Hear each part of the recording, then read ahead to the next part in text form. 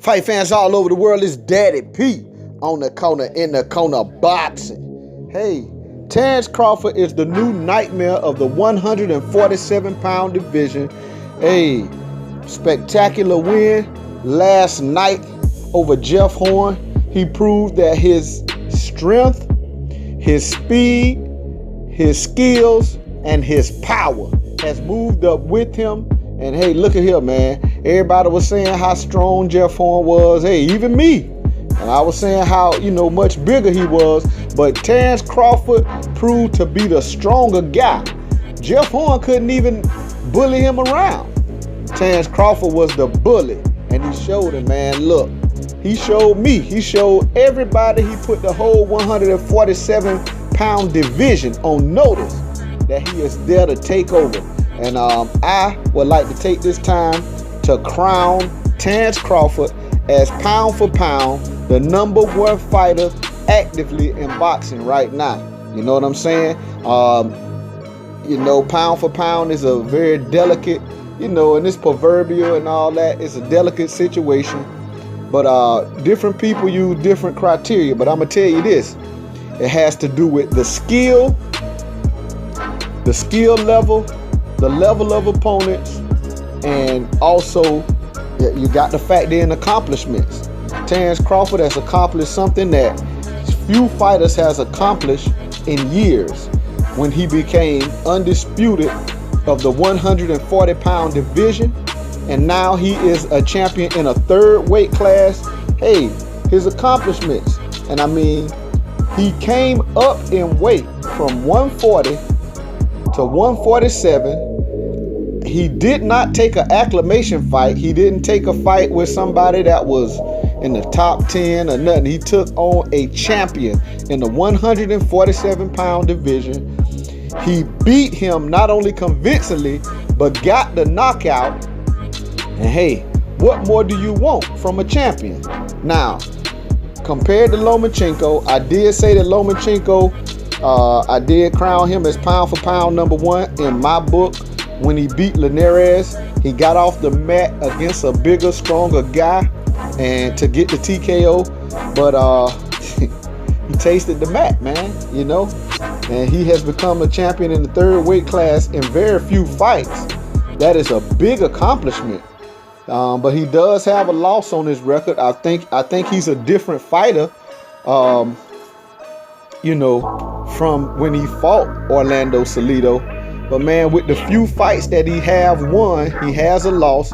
Terence Crawford has moved to 33-0. So right now, man, I got to give Terence Crawford pound for pound #1 with his skill set, with his accomplishment, with the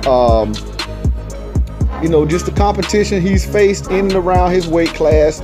And people, it's an argument. People always come with all kind of different stuff. I heard Danny Garcia say, oh, nobody mentioned his name in pound for pound with all the stuff he accomplished at 140. Danny Garcia wasn't fighting mandatories at 140. He paid Victor Postal step-aside money to keep from fighting him at 140 so that he could keep fighting with his WBC strap at 140. Terence Crawford not only fought mandatories, Terence Crawford unified the 140-pound division. And then the guy that Terence Crawford Danny Garcia did not want to fight in Victor Postal, Terence Crawford snatched the belt from him. So it's a lot of different things you can go. And then hey, if Danny Garcia wanna argue about it, I think he should step up to fight Crawford. I think that'll be a real good fight. But I'm going to tell you this. I respect Danny Garcia is upper echelon for the 147-pound division. He is one of the best fighters in the division, And we do have a talent-rich pool of boxers at 147. But pound for pound #1 is something totally different. You know what I'm saying? It's a special type of fighter, man. Terence Crawford can show any fighter different looks. You can come in there, and, he can be fake. He's like, look, you saw what he did. He can come in, start out southpaw, and switch to orthodox, or he can come in orthodox and switch to southpaw. Which one you want? He can show you different looks. He showed you that he can come forward. He ended up coming forward against Jeff Horn in some of that fight, showing you that he can fight coming forward against a bigger guy, or he can fight on his back foot perfect. I mean, man, look, Terence Crawford can show fighters different looks. That's what makes him so special. He can come forward, he can fight on the back foot, he can come at you with orthodox, he can come at you southpaw, and that's what makes his skill set so special right now in the sport of boxing.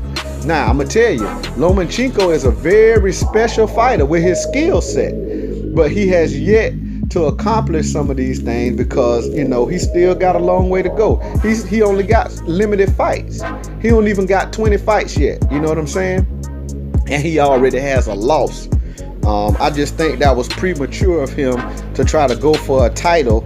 I think that was his second or third fight. He fought a veteran in Orlando Salido, and Orlando Salido showed him why.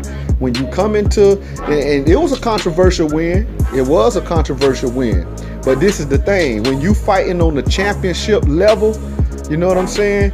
You cannot fight like an amateur, and you can't look to the ref to save you from everything. But like I say, I think Lomachenko learned from that fight, because when he fought Rigondeaux, when he got desperate, started doing some little dirty tactics.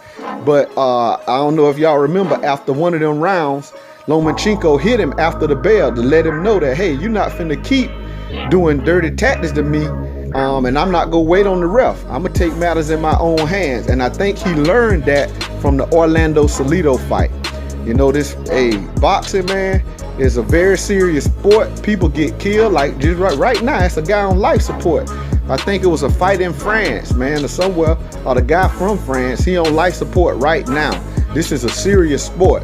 So, when you in that ring, man, especially professionally, you got to really not only know what you're doing, but be ready for anything. And you can't always look to the ref to save you from stuff. And I think that, Lomachenko learned that from that Salido fight, but that's what happened. Salido was able to bully him. He been a professional since he was young. I think Salido was a professional since he was like 15 years old, 15, 16, over in Mexico, So, because, they let you come out and fight young over there professionally. And that's why he had so many losses, because it was like on the job training for him. He was a young guy come out fighting, so he lost some fights early, and he was on the job training. He was learning. But man, make no mistake about it, Orlando Salido is one of the toughest out there.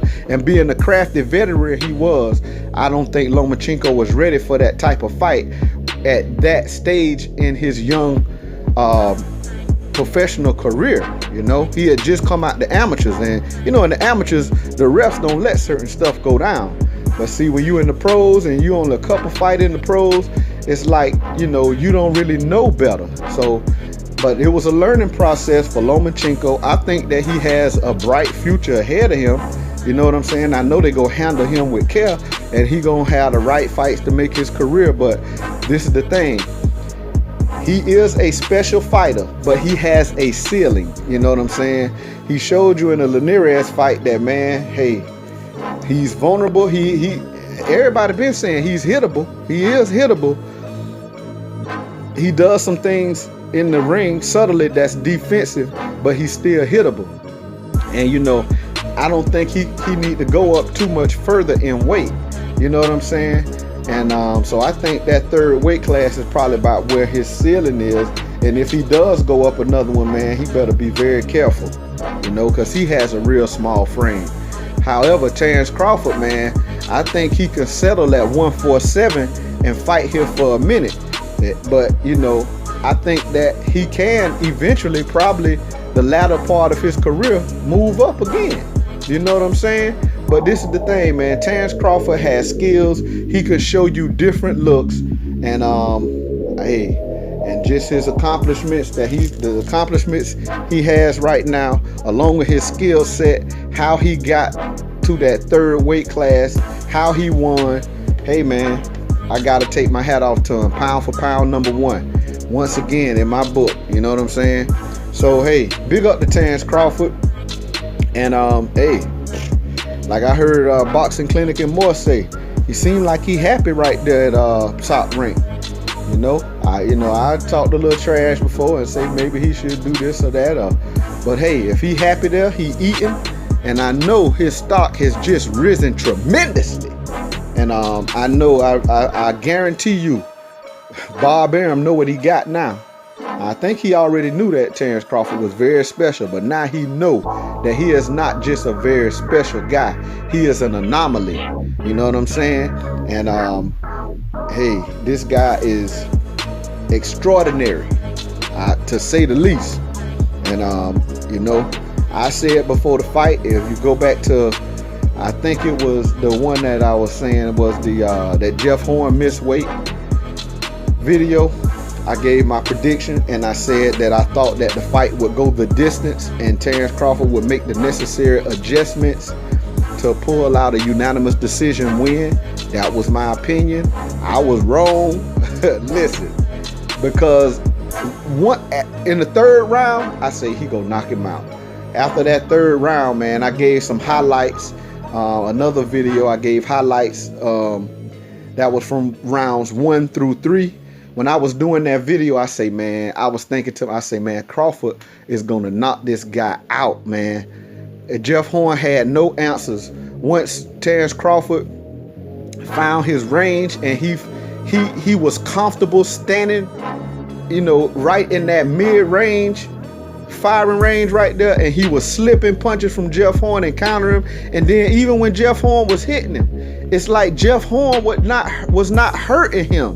Jeff Horn caught him with a couple shots, but he just was like, once in that third round, it's like he was so comfortable that, it's nothing Jeff Horn could do to get to him. Jeff Horn tried to, bully a little bit. He put him up against the ropes a couple times, but a couple times Terence Crawford spent them around and showed him that, hey, I'm strong too. You thought I was gonna be weak at this weight. And then both guys, Jeff Horn said to Crawford, he said he's gonna be surprised at how strong I am. But Terence Crawford also said, man, look, I'm strong at this weight. Bomac even said, man, we could have came to 147, but we wanted to take advantage of what we had, in the lower weight classes. And he say, hey, we in this thing for the long haul. He say boxing, the sport is a marathon. You know what I'm saying? Not a sprint. So we taking our time. That's what Bomac was saying in reference to Terence Crawford coming to 147. He say they could have came. But, I think that's part of what they were trying to make of his legacy, so he can be a champion in several weight classes. But this man is phenomenal, man. And I'm going to tell you this right here, man. This young man, I just can't even say enough about him. I can keep talking. I can talk all day long, but I guess still I'm on an emotional high, because y'all know I am a Terence Crawford fan. I've been following this guy since Gamboa. Some of you might not know, but since the Gamboa fight, when he fought Gamboa, I was watching the fight because I was following Gamboa. that's the turn of events. I was trying to follow Gamboa. Gamboa had, he was an Olympic gold medalist. There was a lot of hoopla, a lot of talk about him. He had been knocking guys out, and he was just a fun guy to watch. I seen a lot of his stuff on YouTube, a lot of fights, but I never got to watch him live. So when I got an opportunity to watch him live, I was watching like, okay, I want to see Gamboa, see what he gonna do, in this fight. And I didn't know Terence Crawford. I honestly, I just didn't know who he was. And I say, oh, he fighting an undefeated fighter. Both of them was undefeated. And I say, oh, Gamboa fighting an undefeated guy. This would be a good fight for his resume, fighting an undefeated guy, man. And yeah, a lot of people talk about Gamboa, rock Crawford, or whatever. Crawford wasn't really boxing when he rocked him, though. He was fighting with his hands down, and he was just him and Gamboa was kind of going at it. He had got caught up in a fight with Gamboa, but man, Terence Crawford switched to southpaw, and Roy Jones Jr., one of the commentators, HBO, he said, he was like, what in the world is this kid doing?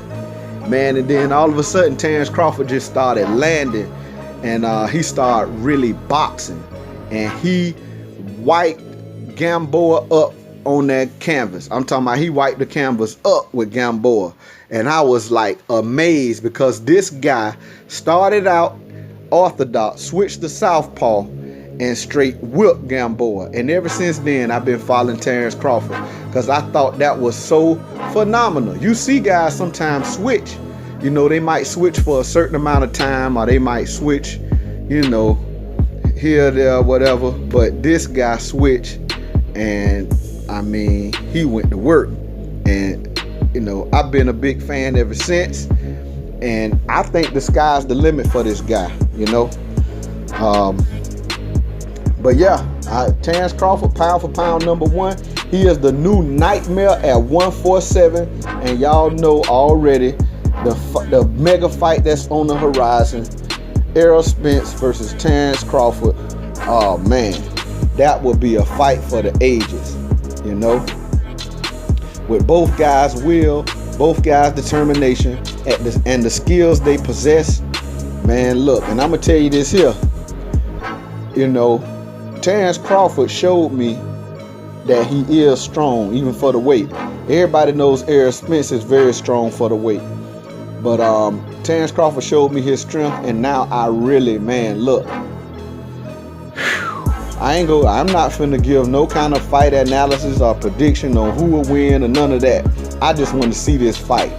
And this is the mega fight on the horizon. And I'm gonna tell you this, and I know a lot of people are advocate, hey, best fights right now, let's have it. And I would really like to see it as soon as possible.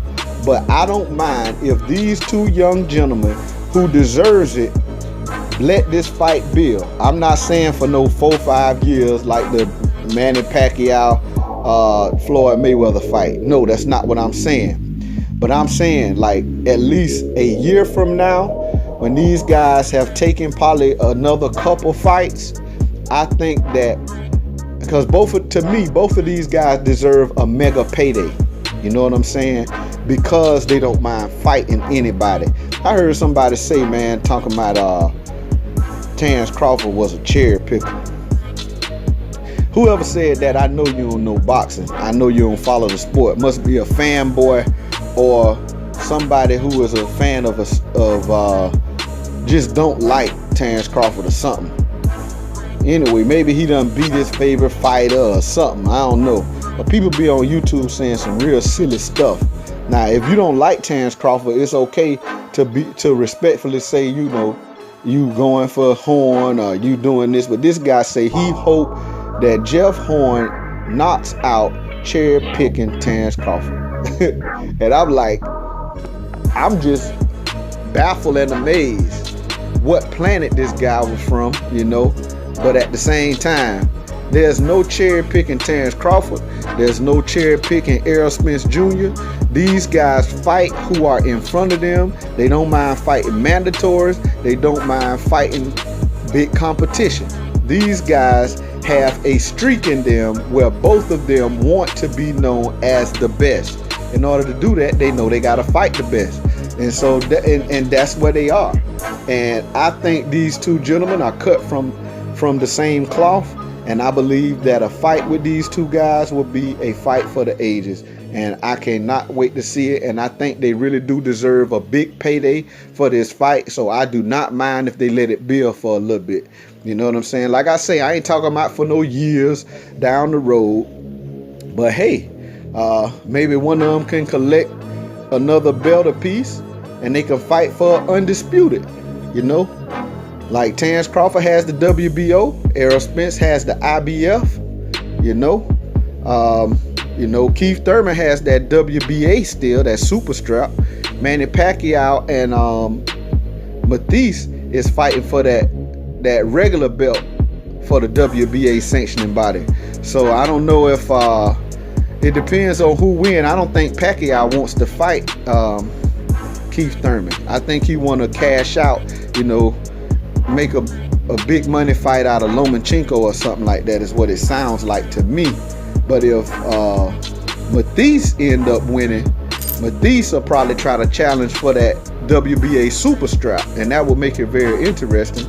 But anyway, whatever happened, if one of these guys fight whoever has that WBA, and one of the guys fight whoever win out of Sean Porter and Danny Garcia for that WBC, and then they both come together with all 4 of the belts, man, that would be something. And that would be a fight worth watching. Whatever it costs, I'll pay it. Look, hey, if it costs $100 like the Manny Pacquiao Mayweather fight, I will pay $100 to see it. If it costs $120, I'm willing to pay $150 to watch this fight, because, and that's why I say I don't mind them building this fight. I will not bootleg it. I'll make sure these guys get their money. I'll pay for it, because I am a fan of the sport, and the sport needs guys like Errol Spence Jr. and Terence Crawford. So but yeah, big up to Terence Crawford, man. Pound for pound #1 in my book. That's my opinion. I'm not no big corporation like ESPN and Showtime and all these where I say something and have to feel the brunt of backlash and be wrong. I don't care what people think about my opinion. That's my opinion. You can respect it or not. I respect other people's opinion as long as they're not disrespectful to mine. So that's my opinion. Pound for pound #1, Terence Crawford. He is the new nightmare, and I took a picture with the new nightmare of the welterweight division. Here it is. But anyway, hey, this Daddy P, man, on the corner, in the corner boxing. Go ahead and slap that like button. Go ahead and subscribe to the channel. Hit the bell icon so you can be notified every time this thing go down. This Daddy P signing out.